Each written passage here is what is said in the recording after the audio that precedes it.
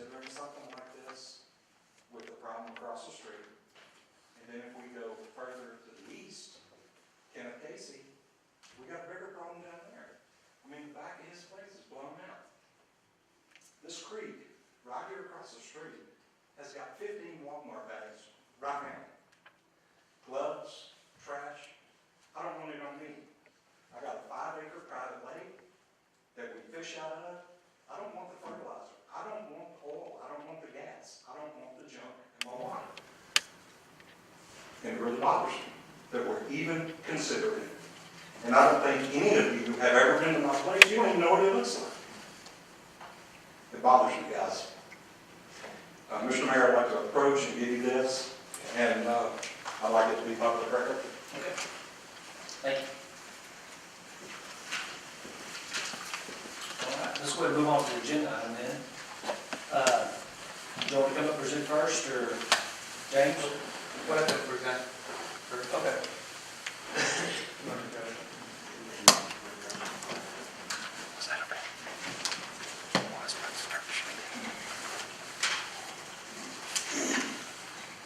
Good evening, council. Thank you for having us. My name is Kevin Gehan. I'm with Gehan Homes. And I'm going to turn it over to Jennifer. She's our engineer from Spires Engineering. And she'll be able to answer any questions from our perspective. Obviously, James and her have been talking daily, back and forth on the minor comments that we were trying to get ironed out between the last meeting and this meeting. I will address some of Virgil's comments, just for the record from our perspective. We did approach the Fishers late last year with our first, we've gone through multiple designs on the discharge of the detention pond and sizing and all kinds of different stuff to address comments from y'all's engineers and to meet the COG standard, the standards that we're required to meet. And I'm not sure, I think the town has adopted COG standards, right? So COG issues standards that towns can adopt, or they can adopt a stricter or lesser thing, but in the case of Hickory Creek, y'all have adopted COG standards, so there may be some confusion there, but I think the detention requirements are based on the Texas Council of Governments standard. I can address that part. Okay. And then we did approach the Fishers originally because our original design showed that we were going to discharge the water at a different point. We were going to actually have a pipe under, and Jennifer, correct me if any of this is wrong, or Rob, who is our development manager, he's over there. We were going to have a pipe that was going to send the water back to, we had done a land plan for the Fishers. We had talked to them about their property and whether it would be suitable for a future phase, and at this point we're not moving in that direction, but we had shown a land plan and where the water would be discharged within that land plan, so they can kind of plan for the future and see, if the developer came to them and wanted to develop lots. We showed them, okay, well, all you have to do is put it in a pipe and run it down the street that we showed on the land plan, and then it goes into that big pond. Now, there's fractional ownership there, so there's difficulties with that, and I don't think, I'm sorry, I didn't catch your name, sir, but I didn't think he was interested in selling, and he's the primary owner of the pond site. So, anyway, the discharge point of the original detention pond that we had designed would have required a drainage easement, and we would have done a graded drain, which is basically like a V-shaped area until it daylights at grade and spreads out the water would. They didn't want to cooperate with us, and so we had to go back to the drawing board and redesign it. So plan B was another design that we went to, which because of the height of the culverts we were proposing under that plan, we went to Ms. Cohen's client and had conversations with her about basically getting an easement to grade out 50 by 100 feet to have that water flow more evenly, and that was a result of dropping the culverts down, if I remember correctly. So they didn't want to cooperate with us either, so we went to plan C, which may have been plan D or E, but the last plan which we presented, we raised the culverts back up and we did some tweaking to our detention pond. And I'm not an engineer, and I wasn't following this real closely, but I was getting updates on it.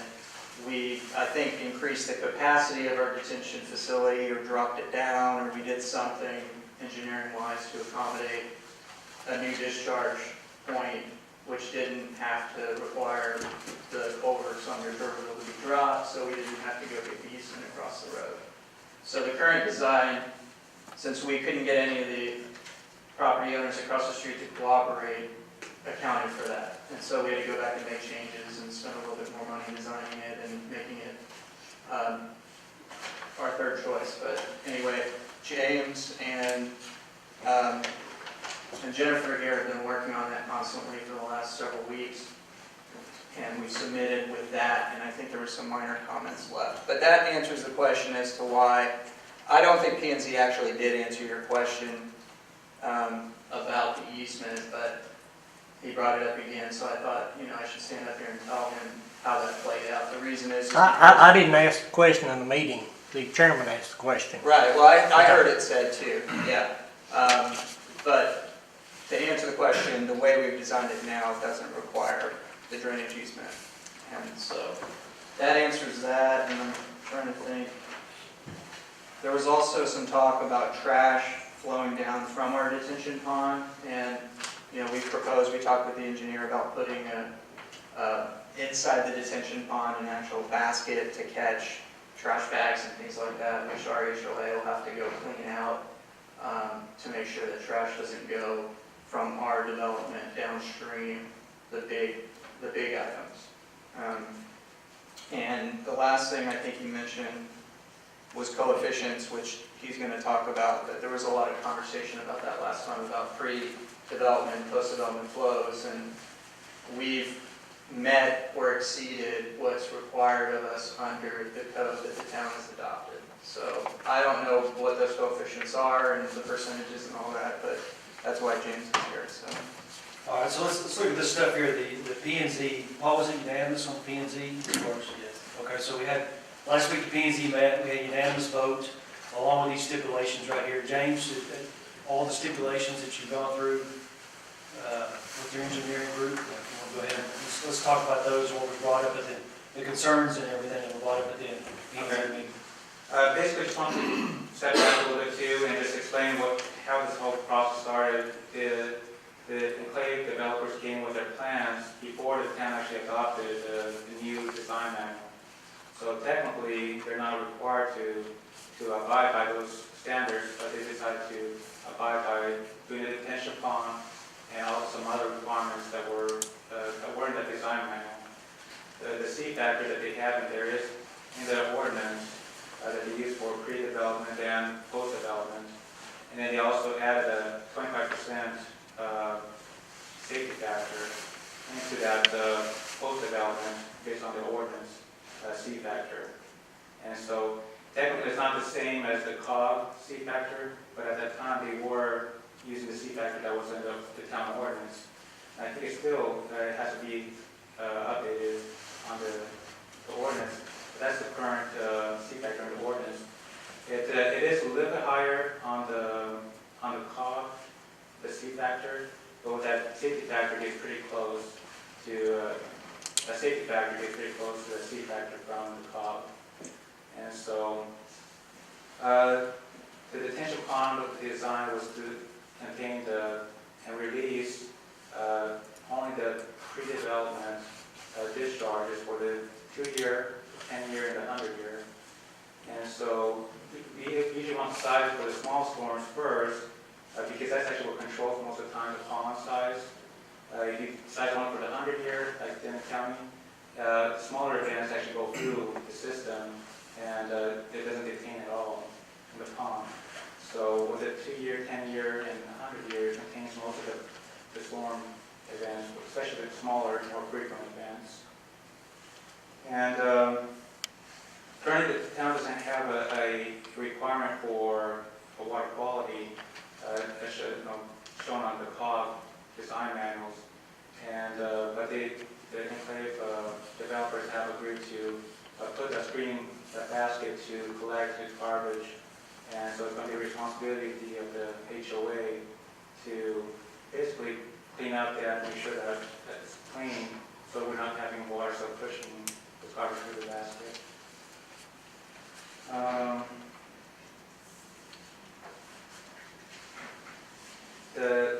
Most of what I did also during the review of the pond and basically the whole drainage system is I actually digitized the drainage areas, there's other plans, digitize it, make sure that the drainage were correct. We also digitize the pond itself to make sure that the volume that they were having in their tables matched that the calculations. And so then what I did, I got that information and got the size of their controls for that pond, and I calculated as if I was designing it. And basically realized that, yeah, the numbers are coming correctly in there. And so there was some need of clarification on the plans to how we came up with, especially some area that was bypass for the storm on the western side of the property. There was some area that was bypassing the pond. What they did is they over-detained on the pond the rest of the side so they could compensate and make sure that the post-development was matching the pre-development at Turboville. So we're not increasing the discharge at that culvert, the downstream end of Turboville. Okay, so let me understand this, I don't mean to interrupt you. So That's fine. what we're saying is then that the water, and I'm just gonna go by what Mr. Fisher said and everything, the water, once the subdivision gets built out, with the streets, rooftops and all those things, once all that gets done and that water comes down, it's gonna come out on the same flow, speed, velocity on the other side of Turboville that it is today, because of this pond that's gonna take it all in and then only let out certain amounts at a time, is that right? Yeah, the flow rate is going to be the same as the pre-development out of the pond, out of the site, the whole site. Okay. And so once the sites develop, then they're going to be required to do the detention pond also, and detain their water. And so right now they're just looking at what the discharge increase caused by their development. And so that's what the detaining is for, what the increase is for their site. Okay. All right. Then get down to the action items, we'll call them. How are we doing on those as far as everything that needs to be done? We provided comments to them. We have still some minor comments we gave to them Friday, and so we haven't received those plans with updated at this moment. So we haven't seen the final plans. I did go through all the calculations for the detention pond, and everything looked fine right there. There was just some other comments that we have to still address. So. Okay, so half feels like that they're where they need to be on the pond as far as the outflow of water coming on the other side of Yes. Turboville. Okay. And then as far as the trash retention, that's part of that requirement that you said that the town needs to adopt as far as ours goes, but that's what they're doing to go above and beyond. They're doing it above and beyond right now. And the thing is with water quality, most cities actually do not require that right now. It was one of those items that the COG hopes to get adopted, but even other cities, even larger cities don't adopt the water quality aspect of the COG manual right now. So. Any questions for James? If in the future the HOA does not clean out the basket, what does that do? Does water back up into the neighborhood or across the street, or what happens? Basically what's going to happen then is water's going to actually back up inside the pond, and so you're going to have, for the smaller storm events, you're going to have water that's not going to be released at that pre-developed condition. It's going to get to a certain point that's going to overflow, but we're anticipating that the HOA, when you have after storm event, we'll see that the water is ponding in there, because right now it's designed to be dry, a dry pond. And so once you see water ponding, they need to go in there and clean that out. It could be something that, the town has an agreement saying if the HOA doesn't clean it out, the town cleans it, they'll charge them for it. It could be something that could be done right there. Any questions? Yeah, can you go over the 65, I think 65, 35%, the runoff ratio for that pond there? 65 of it is going to absorb into the ground, is that correct? There is an absorption to the ground, and well, basically rooftops, you're saying that there's only like, 0 to 10% of the absorption of the water as it first drops in. And so there is, during the pre-developed, we have what's called a C factor, which is how much water actually goes into the ground and how much actually runs off. And so the C factor for houses in this ordinance is assuming that we have a good sized lot, the house is not going to cover the whole lot, but it's going to cover an additional 20, 30% of the lot. It all depends on what size of house you have, which is allowed, and it's also based on the size of the actual lot itself. And so there's different C factors that was used for different sizes of lots. The town of Hickory ordinance actually only says residential and non-developed. And that's what actually even City of Fort Worth a few years ago, that's how theirs was too, with the same C factor that we have right here for post-developed or residential. And so they're right now in the process of also updating their design manual and going more towards what the COG also has. But up to a few years ago, they had the same C values that Hickory Creek has. Any questions? Thanks. Jennifer, did you have anything? I'll just add on that, the basket too, with cleaning it out. We'll be in control of the HOA for a few years, and then we'll hand it over to the homeowners, so we'll actually be the ones who will be responsible. So I'm sure if there's a backup and we're not seeing it, Public Works or somebody can come and just give us a call and we'll go clean it up. Okay. And then when we hand over the HOA, we'll, tell them what they need to do to operate it. Usually there's a growing period where maybe you put one homeowner on the board and there's the developer and the builder, and then they learn about it, and and then you pass it on to them, so they know what the responsibilities of the HOA are. Okay. Let's go. My name is Helene Cohen. I'm actually the manager of El Milagro Retreat, which owns the property at 121 Harbor. And I guess my question for... And what is your address? 121 Harbor. Okay, so that's your office address? That's the property address. Okay. I'm here in my capacity as manager of the property. Okay. I'm happy to provide my office address. If you would, just for the record. Yes, it's 10711 Preston Road, Suite 240, Dallas, Texas, 75230. Thank you. My question is, the recommendations being made by the engineers tonight to approve this without having seen the final drawings, is that what I'm understanding? I have not given any recommendations at this time. Okay, because I guess my initial question would be, without seeing the final drawings, I was kind of surprised that this would be voted on tonight. I know we've been trying to get those final drawings to make ourselves comfortable that, in fact, there's nothing that's going to impact the neighbors in terms of change of flow, or velocity, or quantity of water.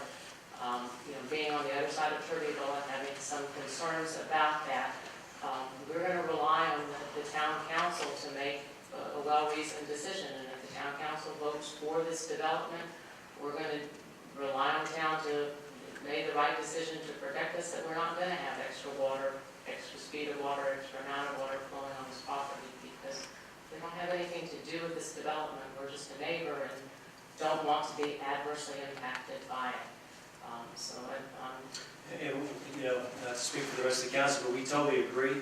And we actually, because none of us are engineers, rely on our engineer, the town employees, to make those decisions for us as well. I understand that, and in truth, the town's engineers have been very helpful to our advisors, because we're not engineers either, and they've had some productive conversations, and that's why if they make that recommendation and you all act on it and you approve this, we'll be relying on you, and our concerns won't go away until we see that it doesn't happen.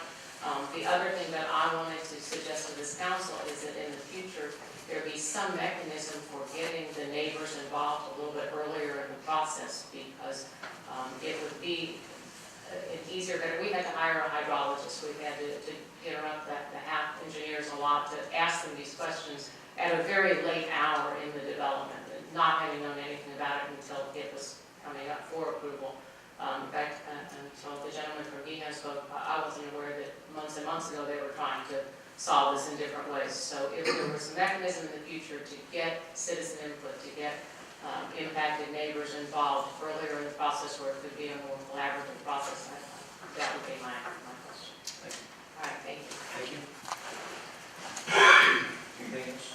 Mr. Mayor, Sure. try to just kind of comprehensively address a few comments that I heard. I won't speak to any engineering issues, but there was a statement made about this was about an improvement of the development.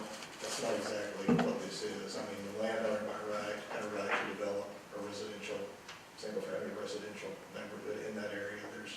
They had the zoning in place, or are they actually in the city with the zoning, or are they just outside? No, it's, You're in the city. Yes. So they had the zoning designation that allowed them to do that.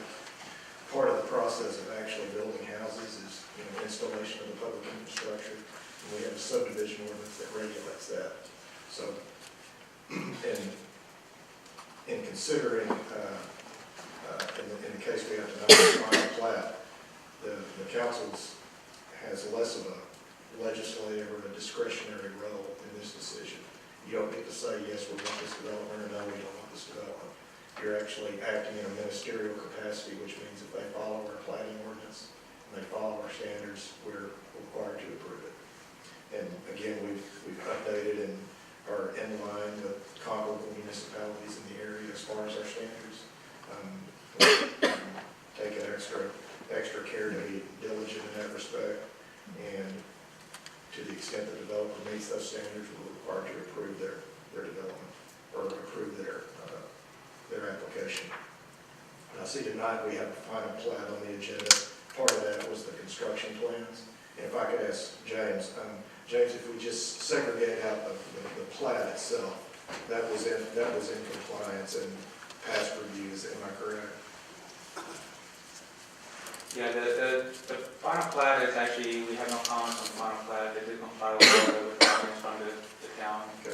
On the And final plat. a portion of that plat submitted were the construction plans. Right. So I would suggest that, given that they've met our standards regarding the final plat, and it sounds like they're 99% of the way to meeting the construction plan comments, it's not unusual to have the construction plans going back and forth 4, 5, 6 times to get them cleaned up. So I would suggest that we approve the final plat, and contingent upon the construction drawings being approved by the city engineer.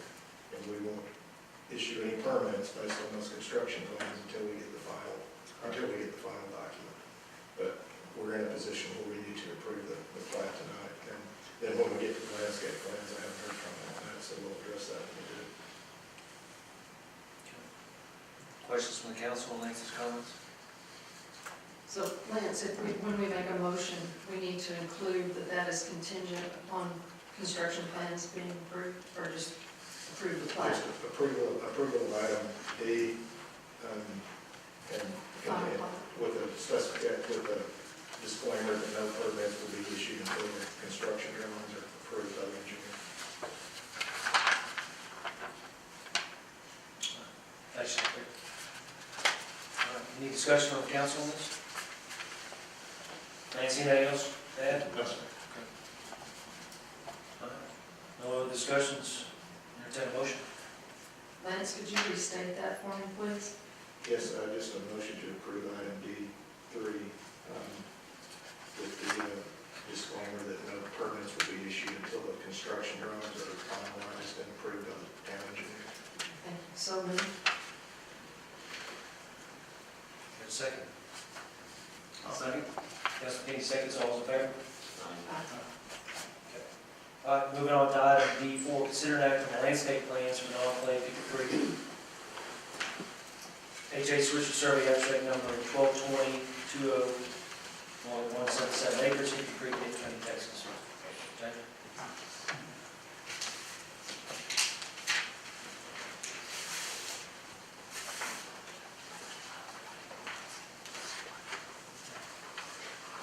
landscape plans, we did also have some comments on that plan. And basically, have not received the final landscape plans. We still need an irrigation plan from them. And also some notes also specifying about where the sidewalks, typical section for the sidewalks, and also have landscape plan have the right of way. Just want to make sure that we specify also what type of trees are approved inside this HOA right there. Right now they just show 3 trees per lot. We just want to say what type of trees are allowed, or what's the permissible areas those trees can be inside the lot. Okay. We had a discussion about the trees too. Yeah, I don't remember having a discussion about the types of trees, but does your development code have a list of, so we can default to that? Just put that in the plans, and that's what we talked about. Okay. Any discussion on council?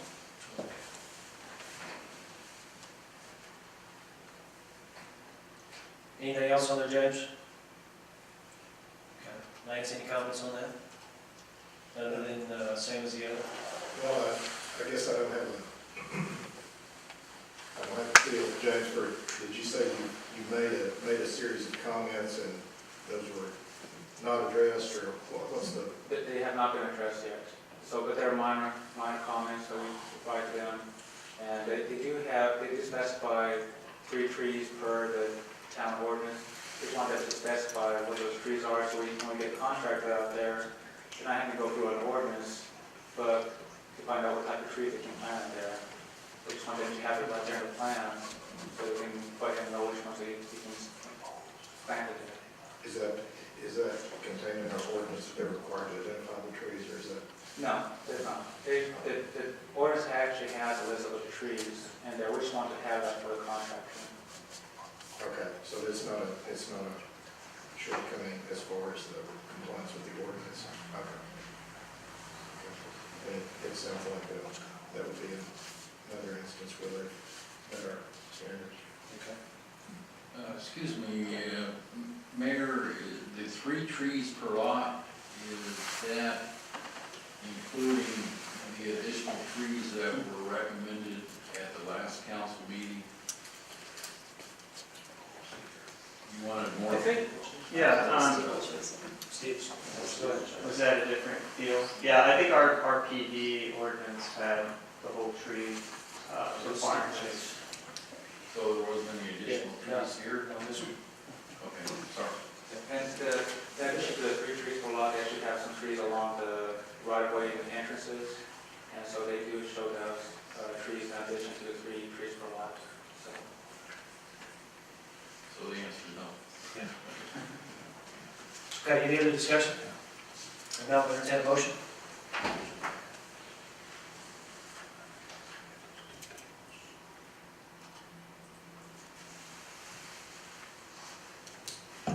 Councilman Kenny? Mayor, I make a motion that we approve item D4 as presented. Okay, Councilman Kenny's made a motion, got a second? I'll second. Councilman Elijah seconds, all in favor? Okay, passes. Thank you. Okay, moving on to item D5, consider an act on construction of pavilion at Sycamore Bend Park. You point to her. She's the pavilion person, though. Well, really, the discussion that we had, I'm Ford Walker, I'm the council director. The discussion that we had previously was whether we were going to put it on the north end or the south end of that area. We decided we are definitely going to put it on the north end of the first leg of the park. The only thing that I'm really concerned with right now is that we are going to have to put a sidewalk going from the parking lot all the way to the pavilion, and we'll go all the way across the park area. Which I don't see as a problem, as long as y'all don't see it as a problem or anything that would be not as pleasing, but we can't go the other way with it. Right, okay. Part of that kind of going into, we're going to be talking about an item here pretty soon about sidewalks, and we're trying to get more sidewalks in the town, so we may be able to wrap that into that as well. And you know how long it is, chance report? It's going to be 18 minutes. 200 feet?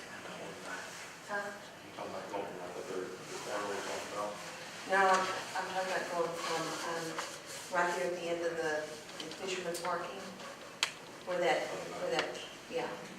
Yeah. All the way to the north end of that clearing, to be on the middle, at least, 100 feet. I haven't measured that. Okay, I don't know if you have a ballpark. Curious about the feet. Yeah, we haven't gotten the drawing on it yet.